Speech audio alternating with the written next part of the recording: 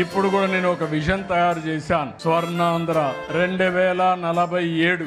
ఏదో 2047 ఎట్టుంటుందో నేను చెప్పడం కాదు. ప్రతి సంవత్సరం మీ జీవితాల్లో మార్పు వచ్చిందా లేదా, మీ తలసరి ఆదాయం పెరిగిందా లేదా అనే దానికి ఒక స్పష్టమైన విధానం తీసుకున్నా. రాష్ట్రంలో ఏ విధంగా ఉండాలి, ఈ రోజు 25-26కు వచ్చాం. 24-25 అయింది. మీ తలసరి ఆదాయం చూస్తే 2,60,000 సుమారుగా ఉంది. కానీ ఇంకో పక్కన చూస్తే దక్షిణ భారతదేశంలో తక్కువ తలసరి ఆదాయం వచ్చే రాష్ట్రం మనది. దీనికి కారణం 5 సంవత్సరాల్లో ఈ రాష్ట్రంలో అభివృద్ధికి నోచుకోలేదు. ఇప్పుడే మీ ఎమ్మెల్యే చెప్పాడు. కడాన తణుకులో మీరు చూస్తే ఏవైతే ఇప్పుడే నేను చూసుకుంటూ వచ్చాను, మురికి కాలువలు 5 ఏళ్లు మట్టి తీయలేదు. బాగా మట్టి కూడా కాంక్రీట్ అయిపోయింది. మామూలుగా తీస్తే వచ్చే పరిస్థితి ఇది గట్టిపడిపోయింది. దాన్ని ఎందుకు తీయలేదంటే 6 నెలలు పడుతుందని మా నారాయణ గారు మేము సర్వశక్తులు పొడ్డుతున్నాం ఈ సమస్య పడుతుందని. ఈ రోజు మీరు చూస్తే వారసత్వంగా 85 లక్షల మెట్రిక్ టన్నులు